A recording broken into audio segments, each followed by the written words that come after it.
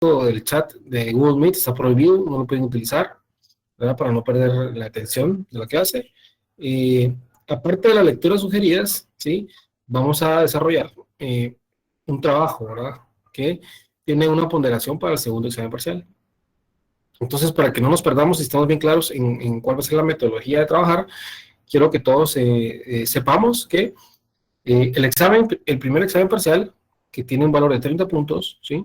Lo vamos a sacar de las lecturas sugeridas que les voy a enviar y de las presentaciones de PowerPoint que voy agotando clase con clase, ¿sí?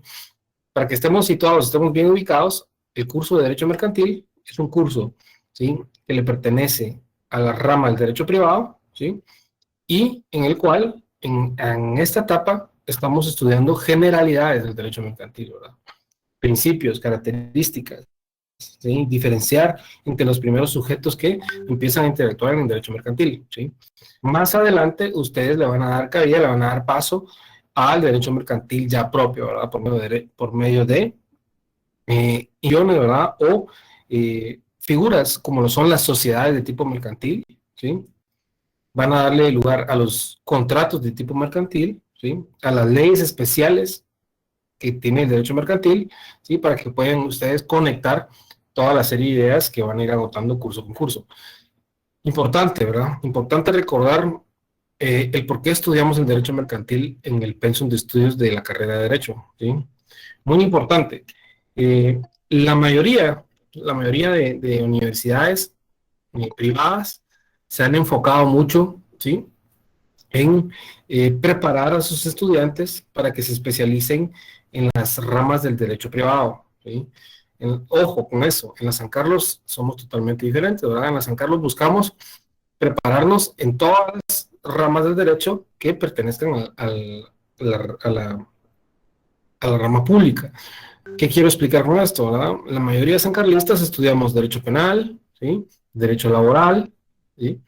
Y esas son ramas que pertenecen al ámbito. Tenemos una tendencia muy socialista o tenemos una tendencia muy enfocada al apoyo de la sociedad y en la relación que tenemos con la administración pública por ser sancarlistas, pero por ahí nos están comiendo un poco de terreno las universidades privadas, ¿verdad? El derecho mercantil es un derecho que tiene muchas ramas, tiene mucho énfasis y tiene mucho campo, ¿verdad? Muy bien remunerado, porque si ustedes salen bien preparados de derecho mercantil, ¿verdad? Y sus procesales mercantiles también, ustedes van a lograr tener una perfecta preparación para formar parte, ¿sí? De todas las empresas que necesiten abogados corporativos. Últimamente se han estado adoptando sobrenombres para mercantilistas, ¿verdad? Para un abogado experto en el derecho mercantil. En el ámbito privado se ha estado acostumbrando, ¿sí? Que se les llama abogados corporativos, ¿verdad? Corporativos, ¿por qué? Porque pertenecen a una corporación, una institución privada que su giro comercial y su relación en todo momento va a ser sociedades de tipo mercantil, empresas, ¿verdad? Vamos a dedicarnos al ámbito privado, ¿verdad? En esta clase vamos a dejar de un lado el ámbito público y lo vamos a dedicar a la relación comercial que hay entre los particulares, ¿verdad? Sin intervención del Estado. Si interviene el Estado en algún momento solo para, con fines de registro, ¿verdad? Y legalidad, ¿verdad? Pero las relaciones comerciales son entre particulares, ¿sí? Entre privados. Muy bien remunerado, muy bien pagado, eh, muy bien muy remunerados los abogados corporativos, así que si ustedes quieren empezar a enfocarse por una de estas ramas, que no hay muchos, ¿verdad? La mayoría de especialistas nos dedicamos a ámbitos públicos y ahí estamos perdiendo un poco de cancha con las universidades privadas, ¿verdad? Muy bien. Perfecto. Ya que hemos dado una breve introducción y que ya el tema de las lecturas sugeridas y que les logré explicar también el tema, vamos a manejar los trabajos, ¿verdad? Vamos a por ahí a hacer algunos laboratorios, yo en su momento les diré, ¿verdad? Pero para que no nos perdamos, el primer parcial viene única y exclusivamente de la lectura sugerida, ¿verdad? Bien, eh, para efectos de clase, el día de hoy vamos a compartir pantalla, como siempre lo hacemos. En la clase anterior vimos algunas generalidades del derecho mercantil, por ahí fijamos algunas definiciones. pero sobre todo nos enfocamos también a la diferencia de los sujetos que participan en el derecho mercantil. Para ir reforzando un poco y por ir entendiendo por qué rama nos vamos a ir, cuáles son las características del derecho mercantil, hoy vamos a desarrollar un poco más del contenido general del derecho mercantil, ¿verdad? Para efectos de clase voy a compartir en pantalla una presentación de PowerPoint que tenemos de hoy. Voy a omitir a los últimos compañeros antes de compartir pantalla. Muy bien, son las 7:12 y vamos a dar inicio a la presentación. Solo más en favor de confirmarme si logran ver en pantalla la presentación. Sí, licenciado. Sí, licenciado. Muy bien, perfecto. Vamos a ahorita que todo bloquee el micrófono. En todas las materias, ¿sí?, de la rama del derecho privado, en todas las materias que ustedes estudien de esta hermosa carrera, deben tener un estricto y detallado respeto a los principios que rodean a cada rama del derecho. ¿Por qué? Estos principios y estas características hacen que los abogados tengan una gran, ¿sí?, un gran argumento al momento de redactar, ¿verdad?, sus escritos, ¿sí? Es muy común que los abogados corporativos o abogados mercantilistas citen las características del derecho mercantil, ¿verdad?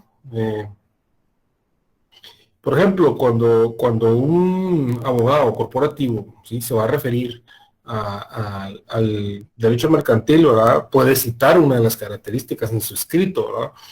El abogado se mide por qué bien redacta o por cuánto argumento tiene en sus escritos, ¿verdad?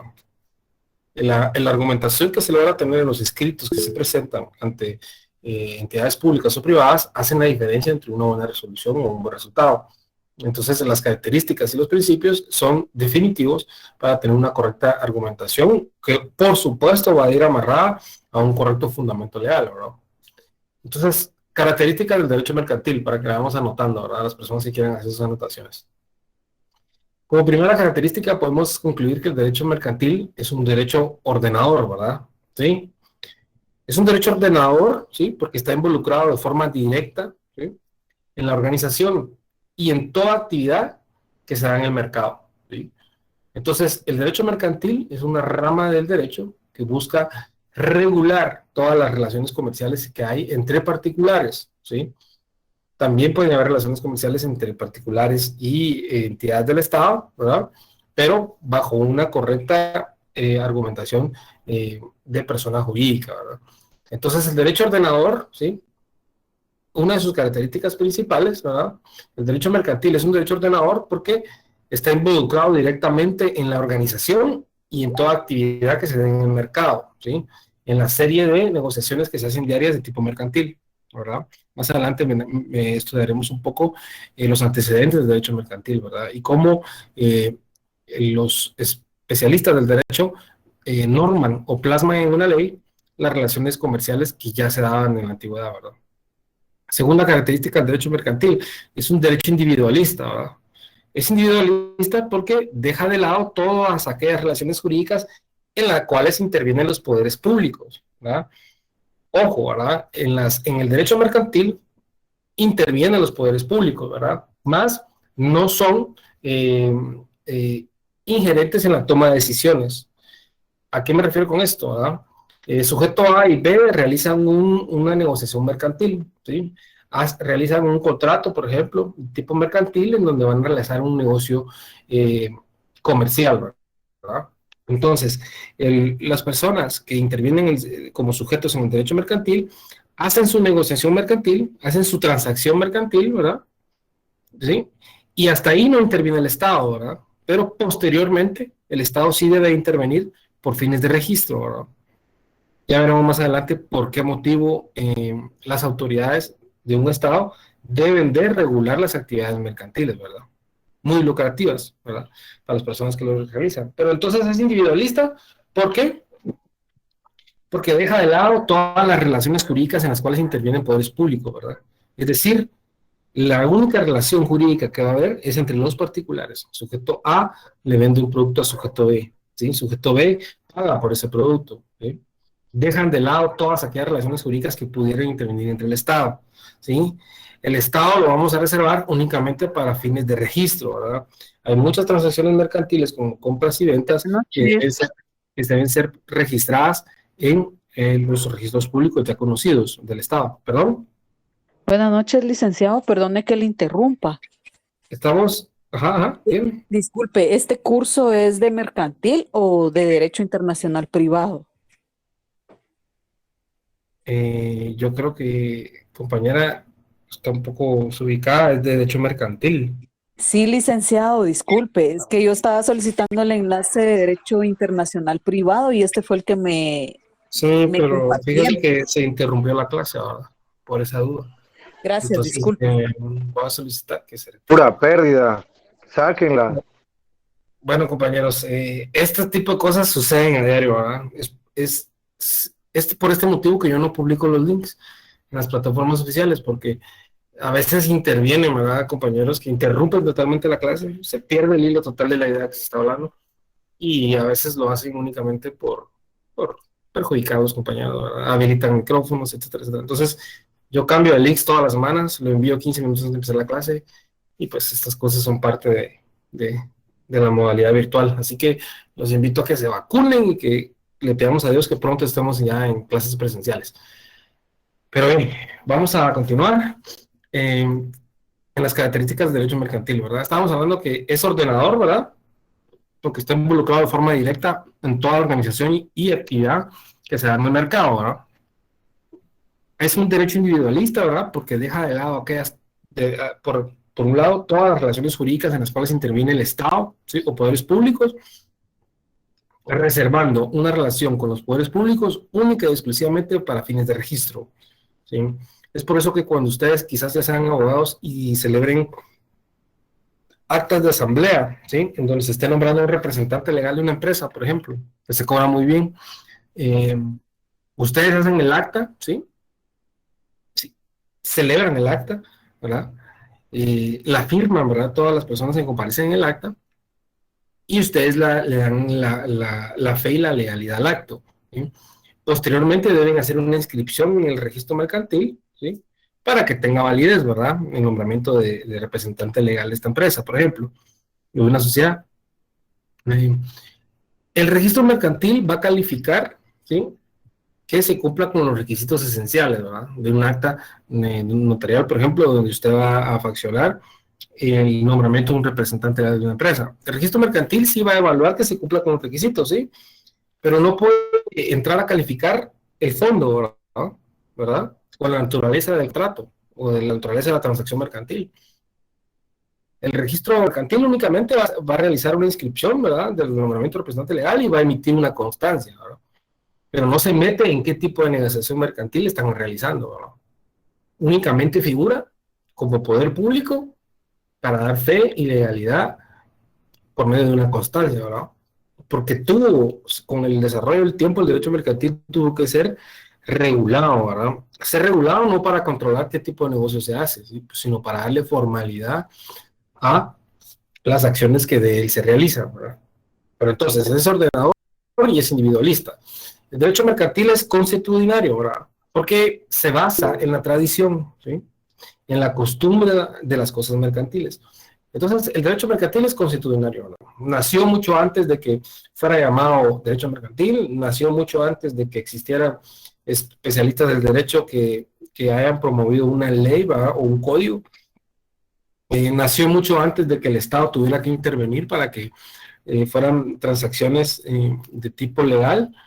Entonces es consuetudinario porque primero nació a la vida por la costumbre y luego fue normado por el hombre para posteriormente llevar un correcto registro, ¿verdad? Cuando nosotros acudimos al registro mercantil, acudimos al registro mercantil, ¿sí? Para que se lleve un registro, ¿sí? Para contar con un número de registro. El registro mercantil no va a entrar a calificar de fondo cuál es la transacción que estamos haciendo. Tiene que ser legal, obvio, ¿sí? Por obvias razones, la transacción que vamos a hacer de tipo mercantil, ¿verdad? O el negocio contractual tiene que ser legal. Eso sí es obvio, ¿verdad? Pero no van a entrar a calificar únicamente por fines de registro, ¿no? ¿Sí? Y número 4, el derecho mercantil es progresista, ¿sí? Evoluciona con las condiciones sociales y económicas. El derecho mercantil se actualiza. El derecho mercantil es uno de los derechos que más se actualiza, que constantemente está en desarrollo y evolución. ¿Por qué? Porque las figuras mercantiles innovadoras, ¿sí? Y de primer mundo, ¿sí? Vienen a Guatemala mucho después. Por ejemplo, les pongo un ejemplo muy claro y preciso. La Superintendencia de Bancos, ¿sí? Banco Guatemala y la Junta Monetaria están evaluando, ¿sí? Todas las negociaciones que se pueden realizar con las criptomonedas, ¿sí? Es un tipo de, de moneda, ¿sí? Que se utiliza ya en muchos países, ¿sí? Como moneda aceptada a nivel mundial. Es una criptomoneda que no tiene fiscalización bancaria, ¿sí? Que no está sujeta a una declaración de dónde provienen los fondos.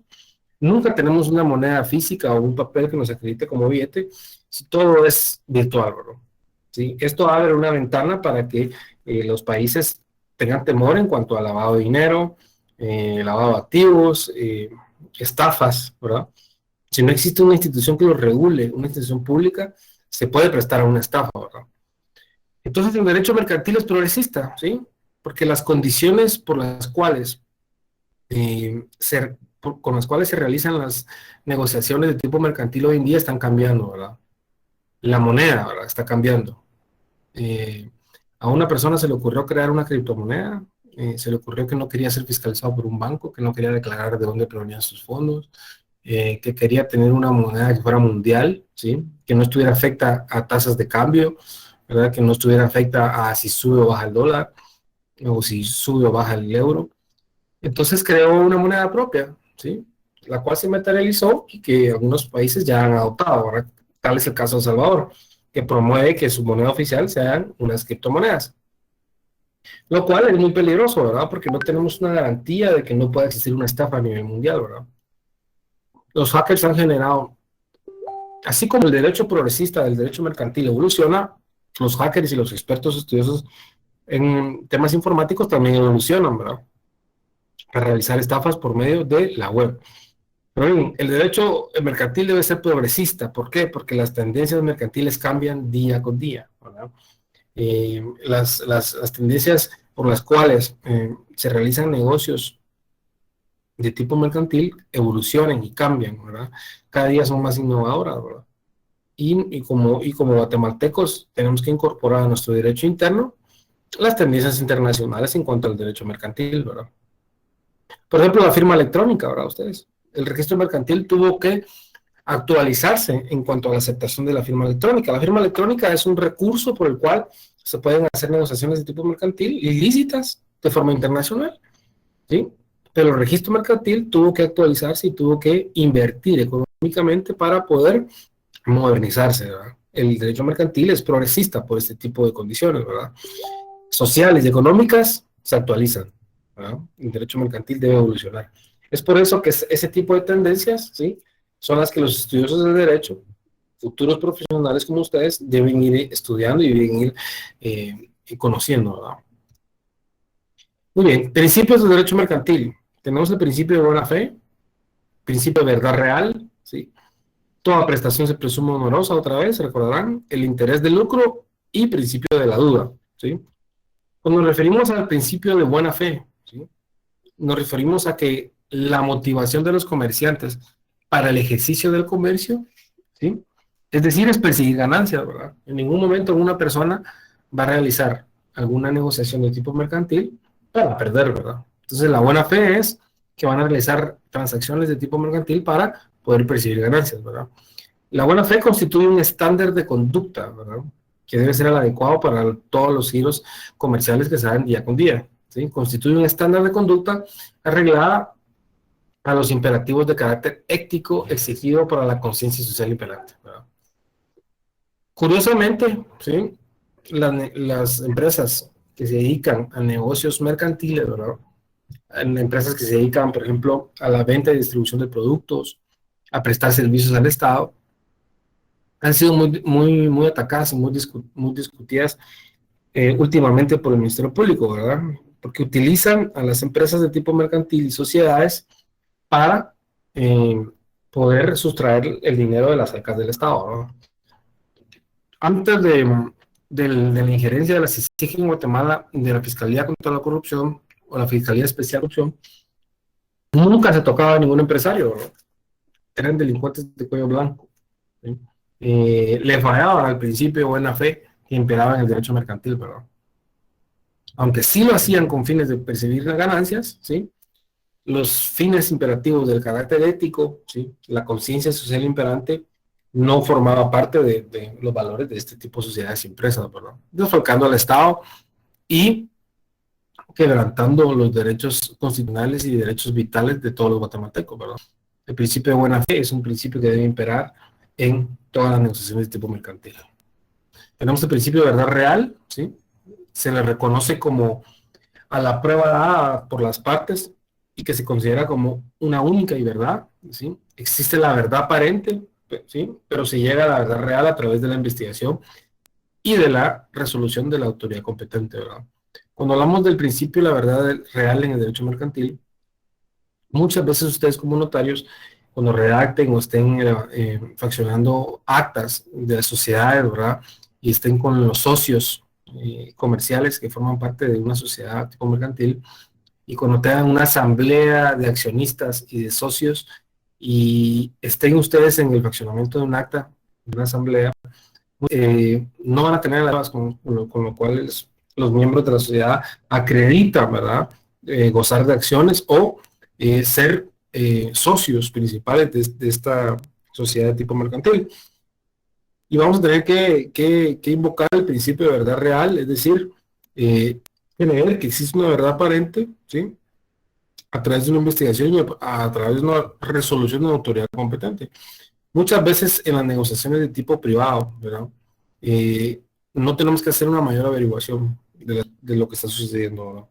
Los notarios consignan en las actas de asamblea todo lo que deciden, todas las decisiones que se toman, decisiones financieras, económicas, que forman parte de una empresa mercantil, más no sabemos si realmente en la vida real se están dando ese tipo de negociaciones mercantiles, ¿verdad?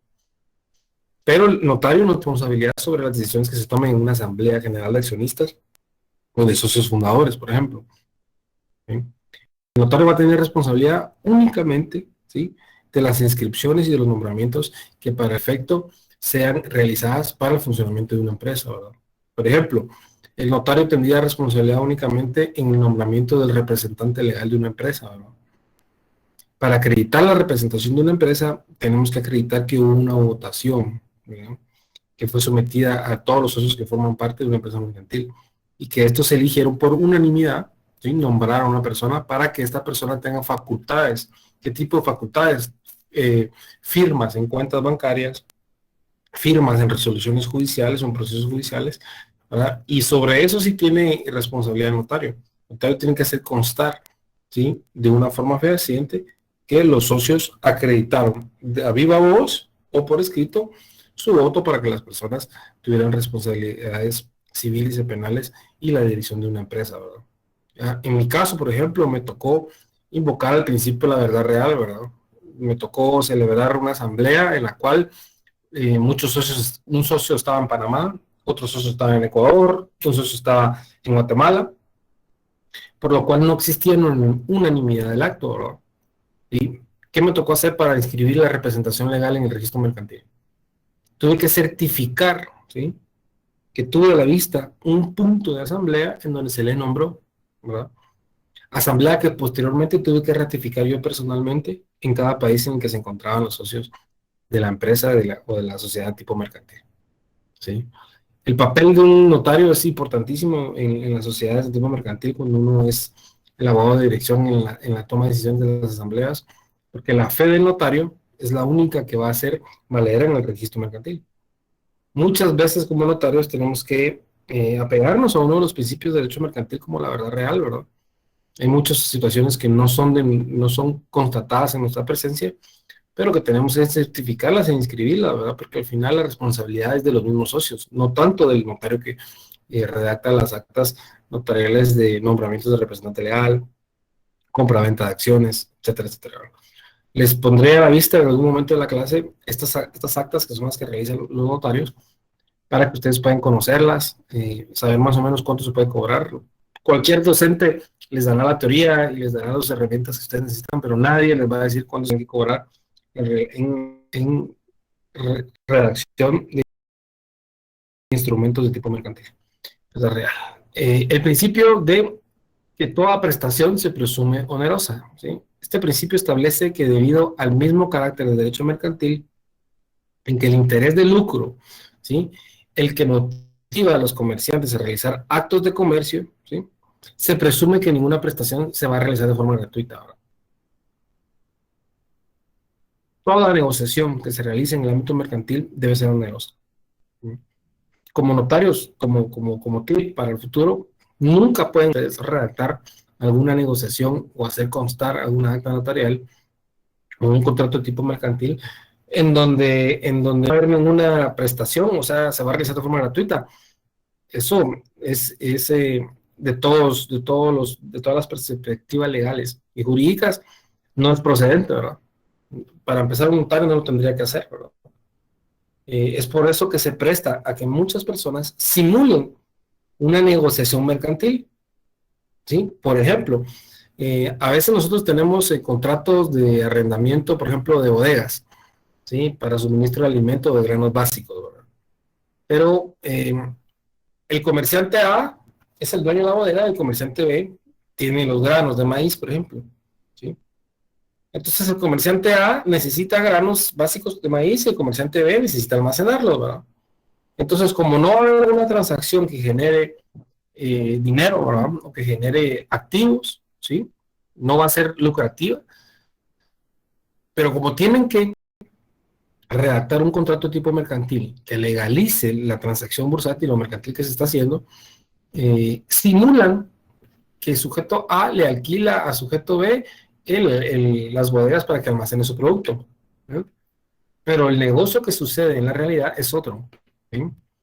Nosotros como notarios no tenemos responsabilidad, ¿sí?, sobre los actos que intenten simular los privados, es decir, las personas individuales, ¿sí?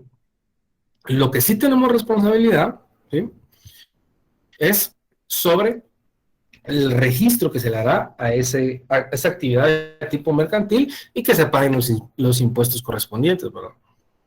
Entonces, toda prestación se presume onerosa. Cualquier contrato tipo mercantil, ¿sí?, o intermediación jurídica que ustedes hagan en cualquier negociación que se haga, debe tener un valor lucrativo, ¿verdad?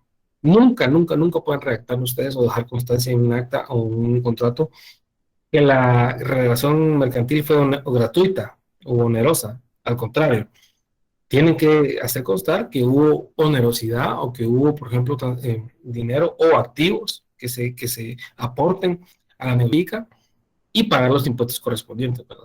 Realizar un instrumento que sea consignado de forma gratuita sería un pecado, ¿verdad?, por los abogados, y seguramente contradice los principios del derecho mercantil. Tenemos el principio de la duda, ¿sí? Este principio consiste en que cuando exista alguna duda en cuanto a la relación mercantil que se haga, ¿sí?, deben favorecérseles las soluciones que hagan más segura la circulación del negocio que se realiza, ¿verdad? Tenemos el interés de lucro, ¿verdad? Establece que los comerciantes realizan los actos con el fin de obtener grandes ganancias, ¿verdad? En el caso de la duda, por ejemplo, ¿verdad?, si existe duda en cuanto al valor, ¿sí?, de una transacción mercantil que se realiza, ¿sí?, debemos invocar, por ejemplo, las tasas que ya están fijadas para el tipo de transacción que se realiza, ¿verdad? Por ejemplo, cuando hablamos de cardamomo, ¿sí?, cuando hablamos de maíz, cuando hablamos de café, ¿sí?, en algún momento del proceso exista duda en cuanto a cuál es la tasa correcta de compra y venta de los insumos básicos, ¿verdad?, del café o del cardamomo. Para que tengan conocimiento, en caso de duda de cuál es la tasa, existen medidores de ranking mundiales en el cual asociaciones sin fines de lucro a nivel mundial miden cuál es el precio del café y cuál es el precio del cardamomo, ¿sí?, para que todas las negociaciones de tipo mercantil que se hagan mundiales tengan como referencia las tasas de compra y venta del café y del cardamomo, por ejemplo. Ahora bien, puede existir duda, ¿verdad? En cuanto a cuál es el precio fijado y tasado para que se realice esta negociación. ¿Por qué? Porque una persona, ¿sí?, que invierta en realizar una producción de café, ¿sí?, puede que genere un costo más elevado para él, ¿verdad? Porque el café, o el grano de café, el costado del café, por ejemplo, le ha salido mucho más caro a él por el proceso que conllevó para él sembrarlo y producirlo y procesarlo, ¿verdad? Entonces es probable que él esté vendiendo un café muy alto, ¿verdad?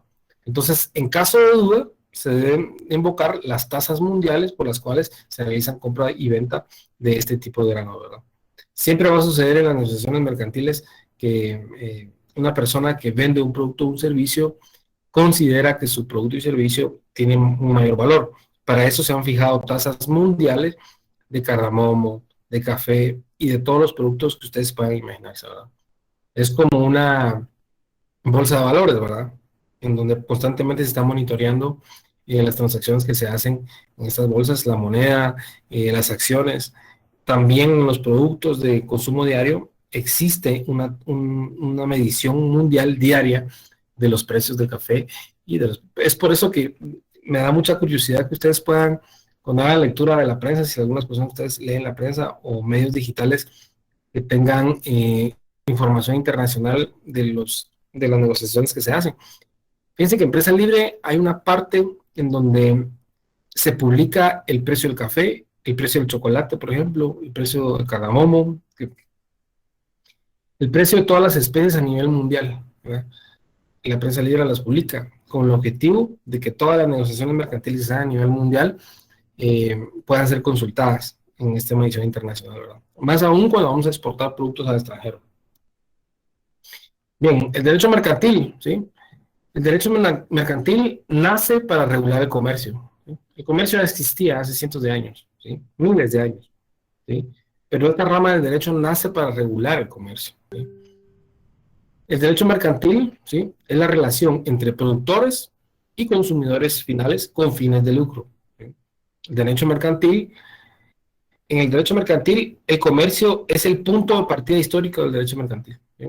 El derecho mercantil fue creado hace cientos de años, ¿sí?, por civilizaciones fueron originarias en este planeta, y posteriormente el hombre vio la necesidad de regularlo, ¿verdad? De regularlo, ¿por qué? Para que se respetara la vida, la libre competencia, figuras mercantiles históricas, ¿sí?, que permitieron que las negociaciones que se hicieran de tipo mercantil fueran elevando, ¿verdad?, de forma gremial su valor en el mercado, ¿no? Otra característica del derecho mercantil es que está vigente en los actos de comercio, ¿verdad? Nosotros tenemos una preparación y tenemos una escuela del derecho mercantil mexicano. Guatemala, si ustedes logran observar todas las, todas las leyes y todos los códigos que tenemos, muchas veces provienen del derecho mercantil mexicano. Las leyes que se crean en el Congreso de la República no son creadas desde cero, ¿verdad? Hay muchos proyectos de leyes de tipo mercantil que son, por así decirse, copiados o que son traídos a Guatemala porque el Estado mexicano es muy similar en las negociaciones de tipo mercantil que se realizan en Guatemala. Fuentes generales del derecho mercantil, ¿sí? Importante, ¿sí? ¿Cuáles son las fuentes generales del derecho mercantil? Primero, las fuentes de derecho mercantil se emplean para designar el origen del derecho, ¿verdad? De dónde nace, de dónde viene, ¿sí? Y que en algún momento una sola fuente, que es la voluntad legislador, ¿verdad?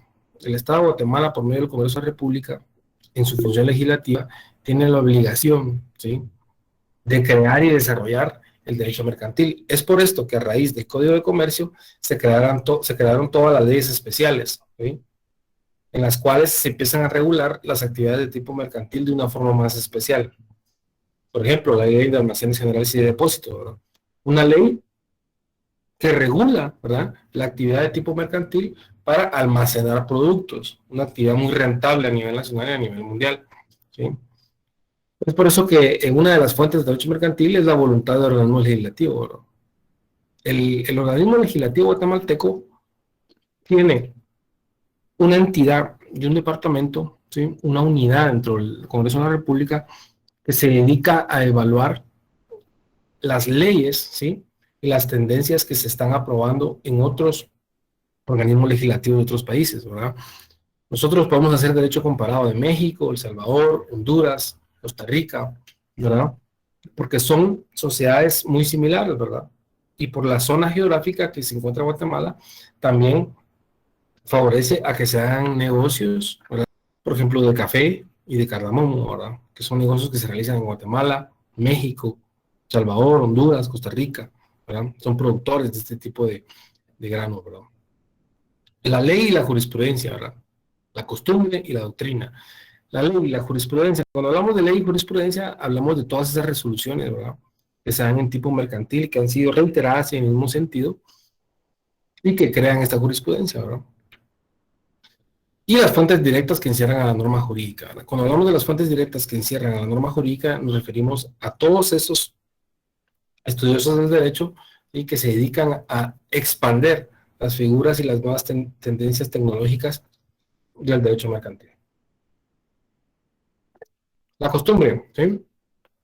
La costumbre como fuente del derecho mercantil, ¿sí? Es la norma creada e impuesta por el uso social en cuanto a fuente de derecho, ¿sí? La costumbre es el desarrollo de actitudes de civilizaciones y pueblos que se han sido reiterados por cientos de años, ¿sí? Y que es necesario que se puedan normar, que se puedan reglamentar como actividades tradicionales del derecho mercantil, ¿sí? Han sido promulgadas por los legisladores porque han surgido de la opinión popular y son sancionadas por un largo uso, ¿verdad? ¿A qué me refiero con esto? Por opinión popular, ¿sí? Por ejemplo, no sé si ustedes han podido seguir de cerca las iniciativas del Congreso de la República. El Congreso de la República, ¿sí? Constantemente está dándole trámite a las iniciativas de ley que se presentan, ¿sí? Entonces, yo les voy a pasar un link del Congreso de la República donde ustedes pueden dar seguimiento a todas esas leyes o esos proyectos de ley que el Congreso de la República presenta, ¿verdad? Y que los diputados promueven. Una de ellas, por ejemplo, fue las sociedades de emprendimiento, ¿verdad? ¿Sí? A raíz de una opinión popular, ¿sí? A raíz de la costumbre, a raíz de una de las fuentes del derecho, como lo es el uso repetitivo de actitudes realizadas por los comerciantes, ¿sí? Se promovió en el Congreso de la República las sociedades de emprendimiento, las cuales fueron adoptadas por el Ministerio de Economía y que permitieron que las personas que no tenían un capital, ¿sí? Muy abultado o muy acumulado pudieran crear a sus sociedades de emprendimiento. Es decir, si ustedes se logran consultar la página del Ministerio de Economía, pueden ustedes encontrar toda la información en cuanto a las sociedades de emprendimiento. Ahora, cualquier persona individual puede crear una sociedad de emprendimiento. La costumbre y la opinión popular, ¿sí? Hizo que los diputados del Congreso de la República, en su función legislativa, ¿sí? Pudieran ordenar y pudieran legalizar las sociedades de emprendimiento. En Guatemala, ¿sí? Se adoptó también por copiar un modelo mexicano y por copiar un modelo costarricense, se adoptaron las sociedades de emprendimiento. Eran las sociedades que fueron popularizadas en México y en Estados Unidos para promover la inversión, ¿sí?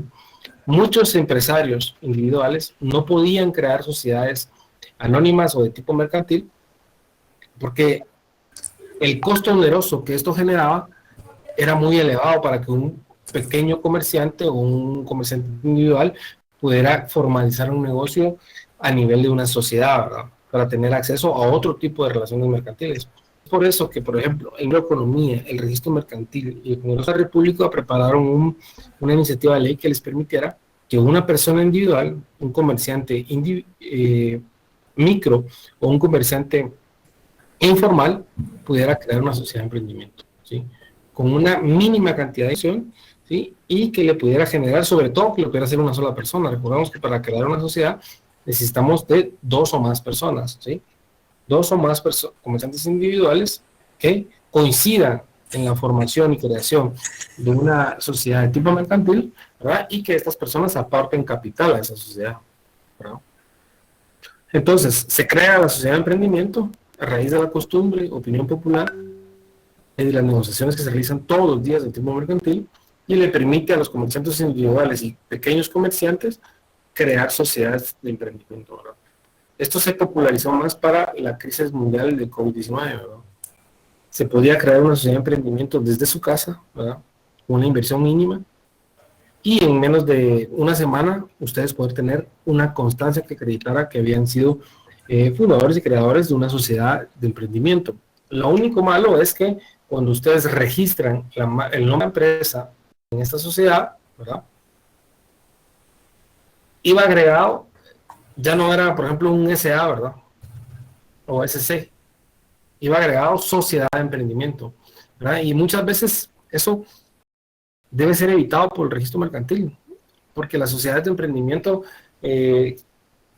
cuando una persona crea una sociedad de emprendimiento y la somete a negociaciones de tipo mercantil, al ver que es una sociedad de emprendimiento ya sufre un rechazo, ¿verdad? Una discriminación por no ser una sociedad con un capital mínimo pagado o grandísimo, ¿verdad? Como los capitales de las empresas o los monopolios en Guatemala. Así que ahí tendrían que hacer una reforma a los diputados del Congreso de la República para dejarlo simplemente como una sociedad de tipo mercantil, ¿verdad? Y tener un abreviado que les permitiera a los comerciantes poder someter esa sociedad de emprendimiento a grandes negocios, ¿verdad? Ese es el objetivo principal. Cuando hablamos de las fuentes del derecho mercantil, como la jurisprudencia, hablamos que se define como el criterio de interpretación jurídica de las normas, ¿verdad? De un Estado, ¿sí? Las resoluciones reiteradas, repetitivas de un mismo sentido, ¿sí? Inspiran el propósito de obtener una interpretación uniforme, ¿verdad? La máxima corte del país, como es la Corte de Constitucionalidad, al tener resoluciones en el mismo sentido, ¿sí? De forma reiterativa. En cuanto a la resolución mercantil, ¿sí? Crean la jurisprudencia. Esto permite que nosotros los guatemaltecos, al hacer la consulta en la Corte de Constitucionalidad, sepamos cuáles son las corrientes de jurisprudencia a nivel mercantil. Bien, quiero también, para efectos del tema de asistencia, ¿sí? Tenemos un problema un poco grande por la cantidad de estudiantes que somos, ¿sí? Vamos a implementar en la próxima clase un sistema de asistencia, ¿sí? En este sistema de asistencia no tienen que en ningún momento ustedes escribir su nombre y su carnet, por ejemplo, en el chat privado de Google Meet, ¿verdad? Lo único que tienen que hacer es ingresar a un link que les vamos a estar enviando. El auxiliar va a dar las instrucciones en el chat de WhatsApp para que ustedes puedan registrar su asistencia y de esta forma pues, nosotros podemos llevar un control, ¿verdad? ¿Por qué queremos hacer el sistema de asistencias? Porque actualmente hay 223 personas conectadas, ¿sí? Pero la coordinación me reporta casi 300 personas asignadas, ¿verdad? Eso quiere decir que tenemos muchas personas que ni siquiera se someten a la clase de Zoom, pero sí se están examinando. Y el sistema que utilizamos es muy novedoso y es muy bueno, ¿verdad? Les facilitamos a los estudiantes por medio de lecturas sugeridas y la presentación de PowerPoint que puedan prepararse para el examen parcial, ¿sí? Pero hay muchos estudiantes que no se someten al curso y que finalmente se evalúan y muchos sacan mejores notas que los estudiantes regulares, ¿verdad? Entonces, vamos a utilizar un sistema de link que se les estará enviando diariamente al chat de WhatsApp para que puedan registrar su asistencia de una forma práctica y rápida. Y de esta forma el auxiliar sepa qué personas pues, se van a examinar el examen de su primer parcial. Por cuestiones de conexión, vamos a dar por finalizada la clase aquí. Ya me sacó 2 veces del curso, así que voy a solicitar que esperen la presentación de PowerPoint para que la puedan tener en su chat de WhatsApp. Y pues en cualquier momento, permítanme, solo voy a revisar el router.